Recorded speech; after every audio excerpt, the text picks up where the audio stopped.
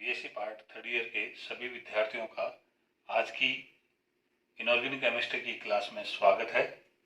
Unit 4 start हो रही है आज और चैप्टर है इसका बायो इनऑर्गेनिक केमिस्ट्री, जैव अकार्बनिक रसायन। सबसे पहले हम देखें जैव रसायन क्या है। जैव रसायन वह शाखा है जिसमें जैविक क्रियाओं से संबंधित रसायन विज्ञान का अध्ययन किया जाता है तथा जैव रसायन विज्ञान की वह शाखा जिसमें अकार्बनिक तत्व तथा उसके यौगिक आदि के जैविक महत्व का अध्ययन किया जाता है, जैव अकार्बनिक रसायन कहलाती है, बायो इनऑर्गेनिक केमिस्ट्री। सबसे पहले इसका टॉपिक देखते हैं आज। जैव तत्वों में आवश्यक तथा कम मात्रिक तत्व है। अकार्बनिक जितने भी तत्व हैं उसमें हमें मालूम है कि दो तत्व तो जो सोडियम और कैल्शियम है, अर्थात जिन तत्वों के आगे इन दोनों में से ए है, Na और Ca, सोडियम प्लस और कैल्शियम प्लस 2 आयन। ये कोशिका जो है जीव द्रव्य उसके बाहर की तरफ रहते हैं, कोशिका के जीव द्रव्य के बाहर रहते हैं। इसी प्रकार क्षारीय धातु और क्षारीय मृदा धातु देखें कौन सी, पोटेशियम प्लस और मैग्नीशियम प्लस 2 आयन, ये कोशिका के जीव द्रव्य के अंदर वाले भाग में रहते हैं और इनका जो अनुपात है वो अगर संतुलित बना रहता है तो जैविक क्रियाएं जो संपन्न होती है उन जैविक क्रियाओं में विभिन्न विद्युत अपघट्य का संतुलन बना रहता है, अर्थात जैविक संतुलन बना रहता है। कैल्शियम देखें इसी प्रकार दूसरा तत्व कैल्शियम और फास्फोरस, जिससे हमें मालूम है हड्डियां और दांत बने रहते हैं। थायरोक्सिन जो हार्मोन है वो आयोडीन से बना होता है।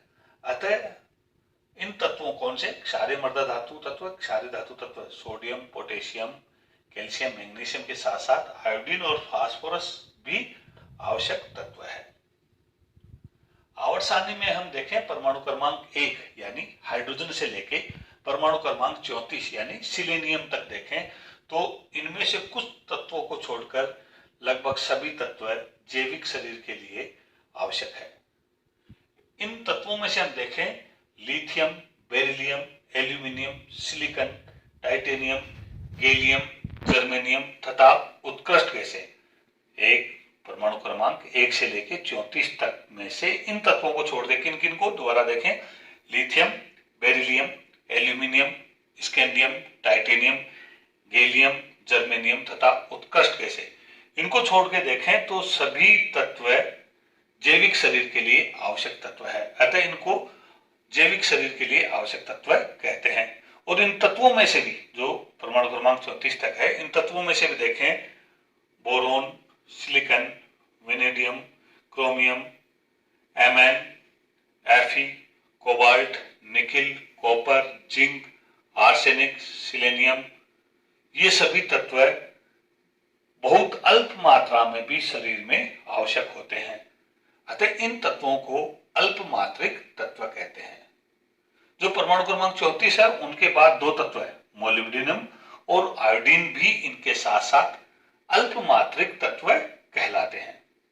और इन तत्वों के अतिरिक्त जो भी तत्व शरीर में पाए जा रहे हैं उनको हम अधिक मात्रिक तत्व कहते हैं। तो अल्प मात्रिक तत्व और अधिक मात्रिक तत्व आपको मालूम हो गए। उपरोक्त सभी तत्वों की जैविक शरीर में जो प्रतिशत मात्रा की तुलना है वो समुद्र के जल में इन्हीं तत्वों की प्रतिशत मात्रा के साथ करते हैं और ये पाते हैं कि जैविक शरीर और समुद्र में इन तत्वों की प्रतिशत मात्रा एक समान होती है। इसीलिए कहते हैं कि हमारे परिवार की वृक्ष की जड़ें समुद्र में स्थित है। क्यों कहते हैं कि जैविक शरीर में पाए जाने वाले तत्वों की प्रतिशत मात्रा और इन्हीं तत्वों की समुद्र में उपस्थित प्रतिशत मात्रा लगभग सेम है। देखते हैं कैसे, जैसे NaCl को देखते हैं तो NaCl में सोडियम की प्रतिशत मात्रा है वो जैविक शरीर में 0.03% होती है, जबकि समुद्र जल में इसकी जो प्रतिशत मात्रा है वो है 0.028%। तो लगभग सेम है। इसीलिए क्या कहा हमने, हमारे परिवार के वृक्ष की जड़ें समुद्र में स्थित है। नेक्स्ट टॉपिक देखें, विभिन्न धात्विक तत्व का शरीर में उपयोग धातु एंजाइमों के रूप में भी होता है और इन धातु एंजाइमों में क्रियाशील सिरे पर धातु जुड़े रहते हैं जो विभिन्न जैविक क्रियाओं में अपना योगदान देते हैं।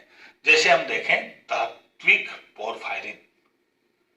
धात्विक पोरफायरिन में 4 वलय परस्पर CH डबल बॉन्ड के द्वारा जुड़कर पोरफायरिन वलय बनाती है जिसके चारों नाइट्रोजन परमाणु धातु के साथ या धातु आयन के साथ जुड़े रहते हैं और इसकी संरचना इस प्रकार की होती है।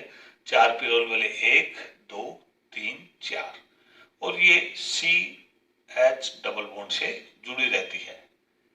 तो अल्टरनेट इसमें जो माइक्रो वलय है ये या वृत्त वलय है, इसमें अल्टरनेट डबल बॉन्ड उपस्थित है और 1 2 3 4 चारों नाइट्रोजन धातु के साथ जुड़े रहते हैं। तो ये धात्विक पोरफायरिन है।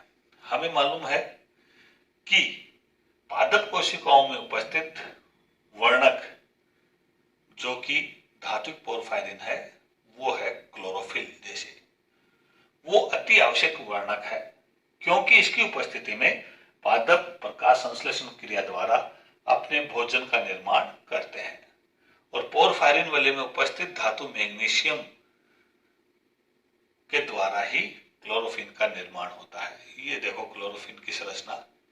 इसमें जो ये मैग्नीशियम धातु है वो 4 पिरोल वलय के नाइट्रोजन के साथ जुड़े हैं और जो पिरोल वलय है वो प्रतिस्थापी है। देखो 1 2 3 4 5 6 7 8 सभी के सभी क्या है? प्रतिस्थापित है यानी अन्य समूह जुड़े हुए हैं। इस प्रकार हम देखें तो ये क्लोरोफिन संरचना में जो पोरफायरिन है वो पोरफिन प्रतिस्थापी है अर्थात 4 पिरोल वलय जो प्रतिस्थापी है वो परस्पर CH डबल बॉन्ड से जुड़कर जो संरचना बनाती है वो पोरफिन संरचना कहलाती है और अगर ये पोरफिन प्रतिस्थापी हो तो पोरफायरिन कहलाती है। और ये पोरफायरिन जो वलय है उसमें यदि चारों नाइट्रोजन परमाणु किसी धातु के साथ जुड़े हो तो धात्विक पोरफायरिन कहलाती है। जैसे हम जैविक शरीर में देखें तो हीमोग्लोबिन में